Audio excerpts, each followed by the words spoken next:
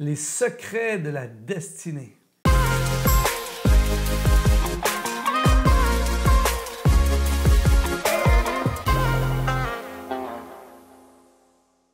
Bonjour, ici Luc Dumont d'Exponentiel.net. Aujourd'hui, émission très spéciale.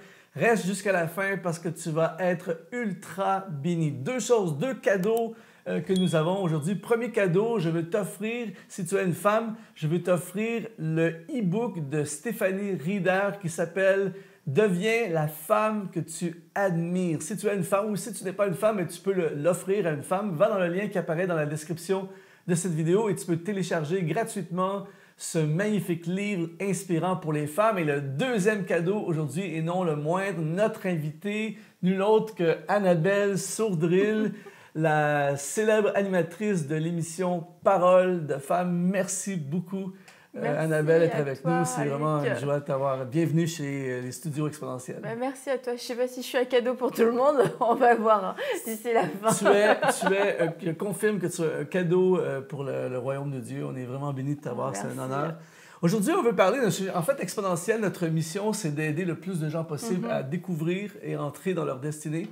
Et quand je te regarde, je t'observe de loin, et puis on a eu la chance de se rencontrer davantage, je vois une femme de destinée.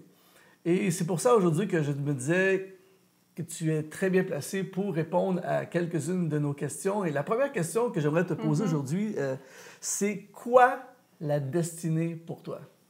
La destinée, je crois que c'est tout simplement ce que Dieu a prévu de faire, les projets que Dieu a prévus pour nous.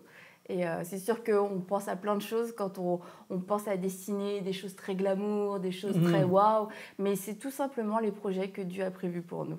C'est vrai que j'ai remarqué que des fois, les gens, des fois même le mot destinée, des fois, ça fait... Les gens cherchent beaucoup le spectaculaire.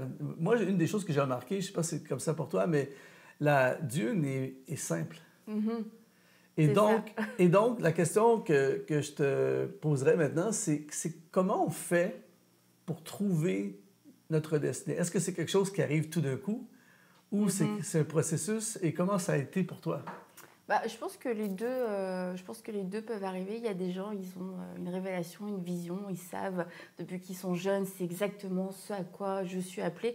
Puis il y en a d'autres, c'est sur le chemin de la vie, ils découvrent, oh, finalement, tiens, j'ai comme une aptitude, il y a des portes qui s'ouvrent et puis, bon, il n'y a rien de spectaculaire encore une fois, mais c'est la vie qui avance et puis on se retrouve à faire quelque chose et finalement on se rend compte, c'est ça ma destinée. C'est pas un jour je me suis réveillée, une étoile m'a frappé la tête et je suis rentrée dans ma destinée. Et après, c'est juste on a avancé dans la vie en faisant toutes les petites choses que Dieu nous a demandé de faire. Et puis, on se rend compte qu'au final, c'est ça qui a créé et qui a construit une destinée. Et en ce qui me concerne, ça a été un mélange un peu des deux. C'est que j'avais des plans personnels qui ne ressemblaient pas à ma destinée. Ah, ça arrive, ça? Oui, ça arrive, je pense souvent.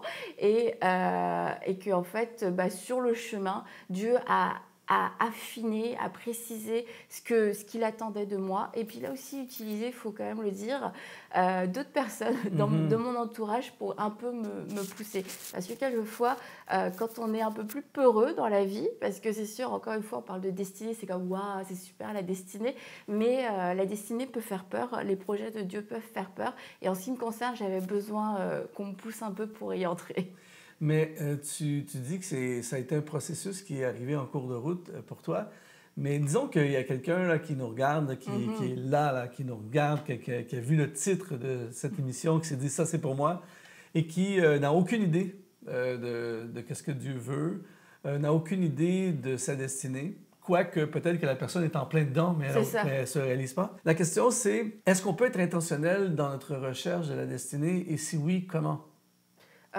Déjà, la première chose, c'est de pouvoir demander à Dieu, d'avoir cette conversation avec lui. Quels sont les projets que tu as pour moi? Tu pensais à des choses, tu avais un avenir pour moi quand tu m'as créé. C'est quoi? Montre-le-moi, que ce soit par une image, que ce soit à travers ta parole, d'autres personnes. Et Dieu est fidèle, Dieu va parler, Dieu va le faire. Et il y a peut-être même en ce moment des choses qui remontent, que vous dites « Ah, mais en fait, Dieu m'avait déjà parlé, mais ça semblait peut-être insignifiant. » Et l'autre chose aussi, c'est que la destinée, c'est pas que le ministère. Et si on sent que nous, je sais pas moi, ma destinée, c'est de transmettre quelque chose à quelqu'un, c'est peut-être l'enseignement. Et dans ces cas-là, c'est pas parce que c'est ma destinée, c'est Dieu qui a prévu ça pour moi, que je vais devenir un enseignant du jour au lendemain. Je vais aller à l'école en fait, et je vais prendre les bonnes études. Je vais pas faire des études qui n'ont rien à voir parce que on va voir si. Faut pas être non plus plus spirituel qu'il le faut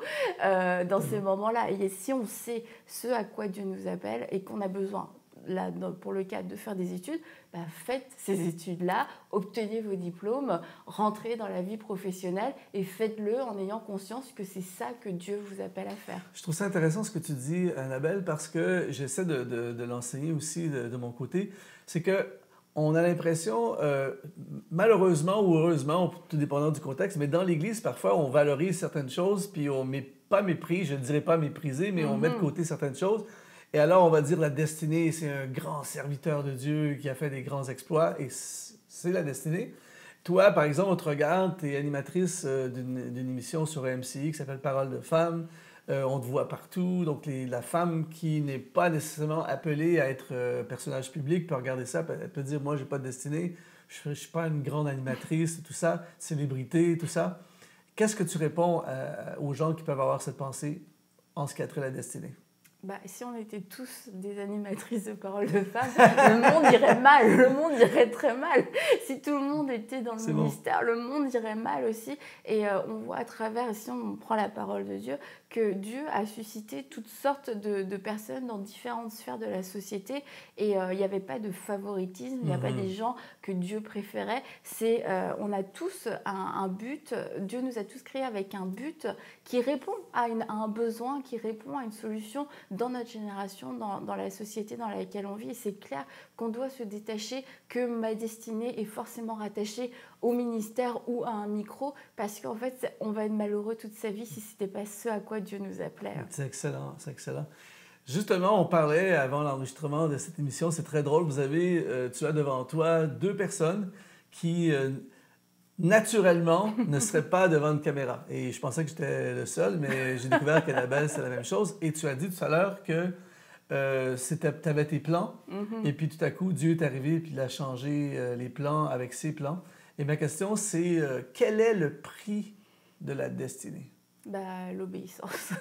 L'obéissance envers tes propres, malgré tes propres manquements, tes faiblesses, tes opinions sur toi-même, tes opinions sur ta destinée. Et ça, je pense que c'est finalement le plus grand prix à payer, parce qu'on se détache de sa volonté, on se détache, c'est ça, on se détache de sa propre volonté, et puis on devient, comme tu l'avais dit avant l'émission, et je trouve que c'est une bonne façon de le dire, des sacrifiés, mais des sacrifiés pour Jésus-Christ.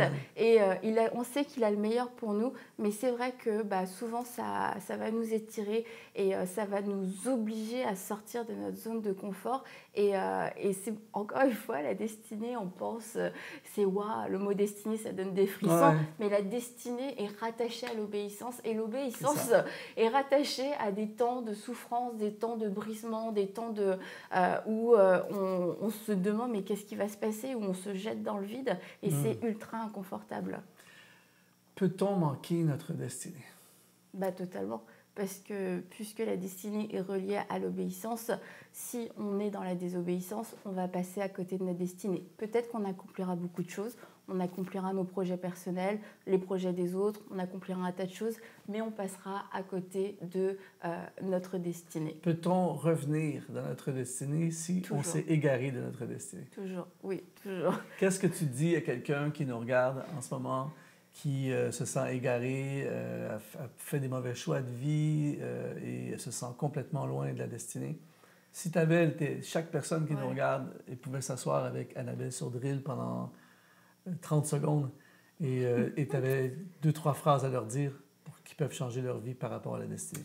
Eh bien, écoute, j'ai ces 30 secondes avec toi et je te prendrai par les épaules, je te regarderai droit dans les yeux, je te dirai c'est un mensonge que de croire que c'est trop tard. Ce n'est pas trop tard, même si tu restais encore un jour à vivre, tu pourrais te repentir et tu pourrais accepter de te soumettre à nouveau au plan que Dieu a pour toi et entrer dans cette destinée. Il n'est pas trop tard. Et ça, c'est le pire des mensonges qu'on peut croire parce qu'on a pu se faire voler 10 ans, 20 ans à cause quelquefois de l'orgueil, de l'ignorance, de notre propre désir de contrôler notre vie. Mais le mensonge va faire qu'on va se faire voler encore les 10 prochaines années, de se dire c'est trop tard. Et c'est comme ça qu'on peut continuer de passer à côté de notre destinée. Mais si on sait qu'on est passé à côté de notre destinée à un moment donné, ben avec Dieu, c'est toujours le moment de s'arrêter et de reprendre la route avec lui. Merci beaucoup, Annabelle Sourdril.